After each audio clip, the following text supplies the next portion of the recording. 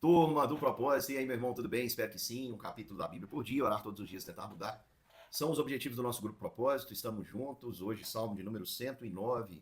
Meu querido irmão, convidar você para estar conosco. Estamos num propósito de oração, 30 dias de oração pela nossa nação. Daqui a pouquinho, o segundo dia dos 30 dias, vamos terminar esse propósito de oração no dia 7 de setembro. Vamos juntos, irmãos, agir, orando, lançando mão dessa ferramenta poderosa que o Senhor nos deu, esse meio de graça que é a oração, para que possamos aí ver a nossa nação transformada e o Senhor nos visitando com justiça e paz. Vamos lá, Salmo de número 109. É um salmo de Davi, irmãos. Não sabemos bem o contexto em que Davi escreveu esse salmo, mas nós podemos dizer que esse salmo ele tem um pedido para que Deus venha tratar com justiça divina. Um detalhe, irmãos, esse salmo é um salmo de imprecação. O que significa isso? Aqui o salmista ele vai pedir a Deus que amaldiçoe os seus inimigos. Aí você pode dizer, nossa, pastor, isso parece ser pecado. Deixa eu dizer, irmãos, isso aqui não é um pedido para Deus para que haja vingança pessoal, mas é um pedido a Deus para que ele traga justiça divina. Meu irmão, as leis foram entregues por Deus e todas elas muito claras. As leis traziam os princípios daquilo que deveria ser seguido e as consequências pela desobediência. Assim também como as leis humanas, elas são estabelecidas por autoridades e a gente acredita que toda autoridade também é constituída por Deus. E essa autoridade, por fim, ela tem que se submeter à autoridade do Todo-Poderoso. Se ela for injusta, ela está na mão desse Todo-Poderoso para ser julgada. Portanto, na composição das leis, e as leis dizem claramente o que, é que pode ser feito, o que, é que não pode ser feito, e traz em si mesmo ali as consequências pela desobediência da lei. Portanto, meu querido irmão, quando a gente clama para que um culpado pague aquilo que deve, nós não estamos pedindo justiça pessoal, mas nós estamos pedindo, não estamos pedindo por vingança pessoal, mas estamos pedindo para que a justiça seja estabelecida. E é esse o sentido deste salmo de Davi, um pedido para que o Senhor traga justiça. Então, Davi começa dizendo assim: ó Deus do meu louvor, Senhor a quem eu adoro, não te cales, não fique emudecido, Senhor. Fala, comunique, expresse-se de alguma forma. E uma das maneiras que Deus tem para se expressar, meu irmão, é através dos seus feitos, quando ele julga o ímpio, quando ele julga o perverso. E Davi ele começa dizendo: pois contra mim, Senhor, eu estou sofrendo injustiça. Desatam os lábios maldosos e fraudulentos. Com mentirosa língua falam contra mim, cercam-me com palavras odiosas e sem causa me fazem guerra. Então, deixa eu dizer para você, meu irmão, muitas vezes nós sofremos injustiça desse modo. Lábios fraudulentos se levantam contra nós, principalmente quando você está aí na liderança, principalmente quando você está servindo a Deus de todo o seu coração. Pode esperar, meu irmão, você vai sofrer perseguição. Vão cercar você com palavras odiosas. Jesus disse: bem-aventurados são vocês quando os homens se juntarem e mentindo, disserem todo mal contra vocês. Regozijai-vos e alegrai-vos, porque foi desse jeito que eles fizeram com os profetas. Isso é um sinônimo que você está no caminho certo e servindo a Deus, se você está sendo perseguido por causa da justiça, por estar fazendo aquilo que é correto à vontade de Deus. E deixa eu dizer para você, nem todo mundo está pronto para entender isso, porque as pessoas não entendem a lógica que Jesus ensinou. Porque Jesus ensinou que nós não devemos ser vencidos pelo mal, mas vencer o mal com o bem. As pessoas esperam que a gente faça da seguinte maneira: pague o bem a quem te faz bem e a quem te faz mal você retribua o mal. Essa é a lógica humana, não é a lógica divina. A gente precisa fazer o bem a quem faz bem, é a nossa obrigação, nosso dever. Até os ímpios fazem isso, mas precisamos fazer o bem também a quem nos faz mal. E aqui o salmista vem denunciar, ele diz o seguinte no versículo 4: em paga do meu amor me hostilizam, eu porém oro, pagaram-me o bem com o mal, amor com ódio. Talvez, irmãos, talvez, Davi tenha escrito esse salmo no contexto em que ele foi trocado por Absalão, por muitos que antes o serviam, antes o juravam a ele fidelidade. Talvez esse salmo tenha sido escrito nesse tempo de traição. Davi se sentiu traído, ferido, e sentindo que todo o bem que ele havia feito por aquela nação estava sendo pago com mal. Verdade, irmãos? Quantas vezes nós nos deparamos com isso? E o que nós vamos fazer? Nós vamos agir? Não, entregue ao Senhor. O Senhor é aquele Deus que assiste toda injustiça. E aqui Davi ele faz um clamor que é um clamor profético por justiça. E ele clama para que Deus venha punir os ímpios. Aí você pode perguntar, pastor, eu posso clamar por isso? Pode. Você pode clamar também que Deus puna os ímpios. Inclusive, o nosso clamor nesses 30 dias é para que Deus venha trazer a sua justiça e punir esses homens ímpios que estão se colocando no lugar de Deus. É pecado pedir isso? Não é pecado, meu irmão. Você não pode praticar o mal. E você pode pedir a Deus que não pratique o mal, mas tem o poder para exercer a justiça, para que exerça a justiça na medida que esses homens merecem receber. Porque aquilo que o homem semear, assim também ele vai colher. E aqui Davi ele pede, no versículo 6 a 10, ele pede a punição para os ímpios. Ele diz assim: suscita contra eles, Senhor, um ímpio, e à sua direita seja um acusador. Eu tenho pedido isso todo dia para esses homens que estão agindo de maneira orquestrada, contra a justiça, contra o direito, que eles sejam enganados entre eles, que entre eles ali haja aquilo que aconteceu muitas vezes quando os hebreus lutavam contra exércitos inimigos. Os exércitos acabavam ali se matando no meio daquela confusão, um acabava enfiando a espada no outro, e é assim que a gente precisa pedir, irmãos, porque no reino das trevas, no império das trevas, as coisas não acontecem como no reino da luz. Não há unidade, há ganância, há todo tipo de concorrência, de desejos, cada um puxa para um lado, cada um quer o seu melhor. E eu tenho pedido a Deus para colocá-los em confusão, nesse cenário em que eles tentam orquestrar uma batalha contra aquilo que é o bem, que eles sejam de fato confundidos e acabem se autodestruindo. Ele pede aqui que ao lado deles haja um ímpio, que à sua direita esteja um acusador, e quando julgarem, que eles sejam condenados, e tira como pecado a sua oração. Pois é, nós pedimos a Deus que eles venham sofrer tudo aquilo que estão causando nas pessoas, para que isso seja exemplar. Que os seus dias sejam poucos e tome outro o seu encargo. Amém. Que seja rápida a passagem desses homens, tão danosa e tão destrutível, qualquer que seja eles, o Senhor conhece o coração. Nós estamos orando para Deus visitar quem tem intenção impura, quem pensa só em si mesmo, que ele seja extirpado, seja lá qual meio que Deus for estabelecer. Nós estamos pedindo que isso aconteça, que os seus dias sejam poucos e tome outro teu lugar. E ele ainda vem pedir, né? Fiquem órfãos dos seus filhos e viúva sua esposa. Andem errantes os seus filhos e mendiguem e sejam expulsos das ruínas de suas casas. Isso aqui, irmãos, pode parecer chocante num primeiro momento. Mas sabe o que é? É um pedido, um clamor por justiça. Muita riqueza no nosso país que esses homens possuem são construídas à base da corrupção. Portanto, não são bens que eles adquiriram da maneira como Deus estabeleceu, não é fruto do suor do rosto, não é fruto do labor, é um roubo, é uma situação pecaminosa. Então, não há nenhum problema em pedir que essa riqueza não seja desfrutada, porque ela é injusta. Ela, na verdade, não é propriedade deles. Aquilo que não é da pessoa tem que voltar para o seu dono original. Então, o nosso pedido é o seguinte: todos os políticos, todos os corruptos, todos dessa nação que se apropriaram indevidamente dos bens dessa nação, que eles sejam desprovidos, eles sejam despojados de qualquer que seja a sua propriedade ou riqueza, e que isso volte para o povo como deveria ser.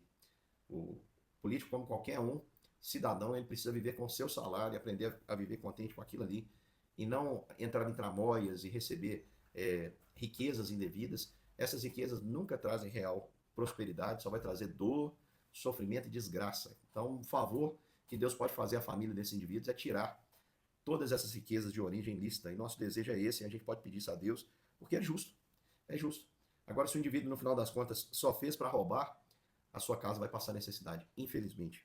E ainda Davi continua clamando ao Senhor e pedindo consequências que fossem também financeiras e sociais. Ele passa assim: de tudo, Senhor, que o ímpio tem, lance mão do usurário, do fruto do seu trabalho, esbulhem-se no estranhos. Ninguém tenha misericórdia dele, nem haja quem se compadeça dos seus órfãos. Desapareça a sua posteridade, na seguinte geração se extinga o seu nome. Na lembrança do Senhor, viva a iniquidade dos seus pais e não apague o pecado de sua mãe.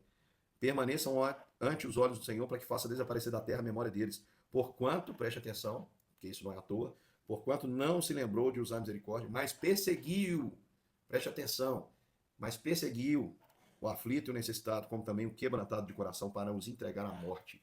Então, meu irmão, quem faz isso, quem persegue o aflito, o necessitado, o quebrantado de coração, aquele que não tem ninguém por ele, quem é maléfico a esse ponto de entregá-lo à morte, o pedido do salmista é: Senhor, elimina o nome, a geração desses homens da história, que a sua linhagem não tenha continuidade, que extinga o seu nome, que ele não seja lembrado. Muito pesado, irmãos, mas é isso que o ímpio procura com as suas próprias mãos. E pode ter certeza, aquele que tenta eliminar, aquele que tenta acabar com a história dos outros, tripudiar sobre quem é necessitado, quem é pobre, quem é aflito, vai chegar a hora, meu irmão, vai chegar a hora. Pode ter certeza, as orações, elas estão enchendo o céu de toda parte. E a ira de Deus vem e virá, e será sem detença. E breve, o nome, que muitas vezes pode ser chamado de ilustre, quem está entendendo o que eu quero dizer, entenda bem, os ilustres serão nada mais que esquecidos por completo. Esse é o desejo de uma nação inteira que sofre, esse é o desejo de um povo que não suporta mais essa tirania, que não suporta mais ver as atrocidades, que não quer ser calado, que não quer ter seus direitos fundamentais ameaçados, que quer abrir a sua voz e clamar. Então Deus ouça a oração e aplique isso. Tudo isso que Davi está pedindo continua ainda valendo para nós também nesses dias. E Davi ainda pede para que Deus derrame ali maldição. É pesado, mas olha que Davi ora. Ele diz assim: porquanto não se lembrou de usar misericórdia, perseguiu o aflito, como também um quebrantado de coração para entregar à morte. Amou a maldição. Ele amou a maldição, Senhor. Ele amou fazer o mal, que ela o apanhe. Não quis a bênção, a parte-se dele também a bênção. Ele não quis mudar, ele não quis ser abençoado, que a parte dele é a bênção. Vestiu-se de maldição de uma túnica, penetre como água no seu interior e nos seus ossos como azeite. Ele está pedindo que a maldição penetre em todas as partes desse indivíduo. Seja-lhe como roupa que o cobre, como cinto que se cinge a maldição sobre ele. Tal seja a parte do Senhor, o galardão dos meus contrários e dos que falam mal contra a minha alma. Vamos lembrar aqui que Davi era um homem segundo o coração de Deus, um rei justo, errou muitas vezes, mas estava sempre tentando fazer o bem. E o Senhor, ele tem um respeito muito grande, ele pede para que nós tenhamos um respeito muito grande por aquelas autoridades, aquelas pessoas que ele escolheu levantar. Aqui Davi era um homem segundo o coração de Deus, era considerado ungido do Senhor. E ali, meu querido irmão, Davi, com temor ao Senhor, conduziu o povo na maior parte do seu tempo. Tanto é que na história dos hebreus ele foi o maior de todos os reis. Ele era chamado de lâmpada de Israel, porque ele era de fato um homem que confiava as suas obras no Senhor. E Davi, meus irmãos, como ungido do Senhor, ele vem expor ao Senhor o seu pedido de justiça. Não é uma vingança pessoal, mas um pedido de ajuda a Deus e para que Deus faça justiça enquanto ele desempenha aquela função para a qual o Senhor o chamou. Ele era rei segundo a vontade de Deus, um rei segundo o coração de Deus, estava fazendo o certo, estava tentando seguir o correto na maior parte do tempo. Não quer dizer que Davi não tenha errado, mas o Senhor, Davi sabia que ele era justo para poder julgar todas essas situações. No versículo 20, Davi diz que essa seja a parte do Senhor e a recompensa dos que me acusam, dos que falam mal de mim. Mas tu, Senhor, versículo 21, mas tu, Senhor Deus, age por mim, por amor do teu nome, livra-me, porque é grande a tua misericórdia. E Davi, então, nessa última parte do salmo, ele passa para uma súplica pessoal e uma certeza de que Deus irá ajudá-lo, Deus há de ajudá-lo. A primeira coisa, ele confessa que ele é vulnerável. No versículo 21, ele diz: Senhor, age por mim, porque a sua misericórdia é grande, eu estou necessitado. Versículo 23, ele diz: eu vou passando como uma sombra que declina, de tanto jejuar. Então a gente não sabe qual é o contexto que Davi escreveu isso. Talvez, irmãos, no contexto de intenso sofrimento, Davi não sabe o que fazer. Imagina Davi sendo perseguido pelo seu filho Absalão. E aí, guerrei contra o meu filho, não guerrei? O que vai acontecer? Qual vai ser o desfecho disso?